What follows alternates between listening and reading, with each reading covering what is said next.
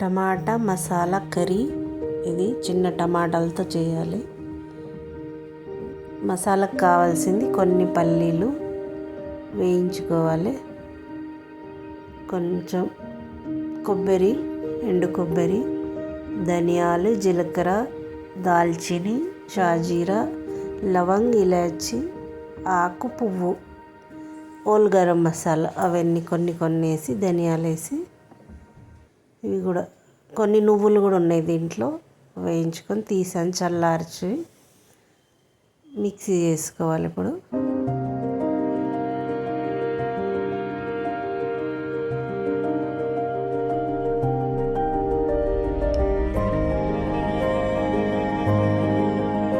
ఇది మిక్సీ పట్టుకోవాలి. ఇలా మిక్స్ అయ్యింది. దీనిలో కొన్ని వాటర్ వేసుకొని పేస్ట్ లాగా మళ్ళీ ఒక 2 సార్లు తిప్పుకోవాలి మిక్సీ. ఇలా పేస్ట్ రెడీ అయింది. ఇప్పుడు చిన్న టమాటాలు తీసుకున్నాను. పెద్ద టమాటాలతో అయినా చేసుకోవచ్చు. ఇది కొంచెం కట్ చేయాలి ముందు సైడ్.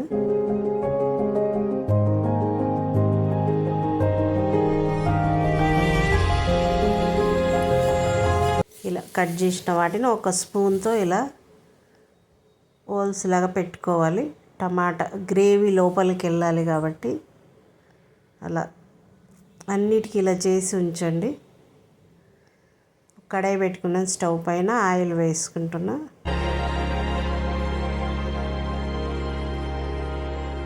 రైస్లో, చపాతీలో చాలా బాగుంటుంది. ఇలా చేసుకోండి. కొన్ని ఆవాలు వేసుకోవాలి,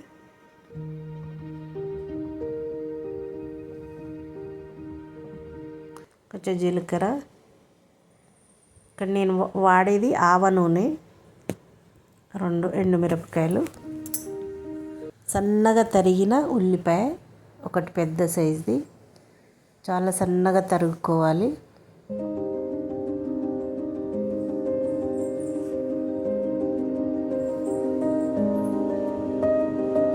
అల్లం వెల్లిపాయ దంచి వేస్తున్నా.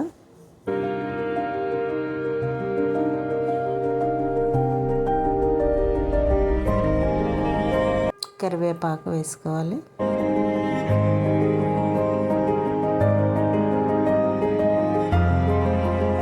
ఇప్పుడు ముందుగా మనం పట్టి ఉంచిన పేస్ట్ వేస్తున్నాను. ఉల్లిపాయ బాగా వేగాక ఈ పేస్ట్ వేసుకోవాలి.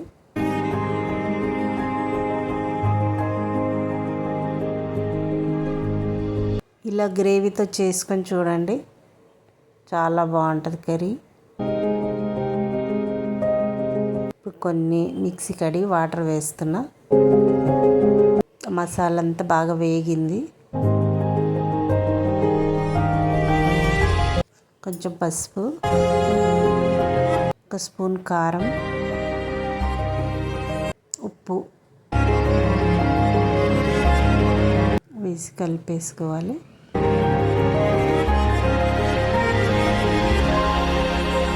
ఇలా బాగా మసాలా ఉడికింది. ఇప్పుడు ఇక్కడ కొన్ని వాటర్ వేసుకోవాలి.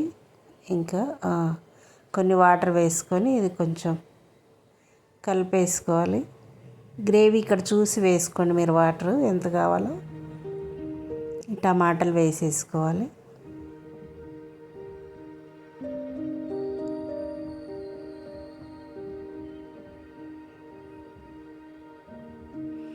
చింతపండు గుజ్జు వేస్తున్నాను. చింతపండు గుజ్జు వేసుకుంటే చాలా బాగుంటుంది టేస్ట్. మూత పెట్టి కొంచెం టమాటా మగ్గాలి.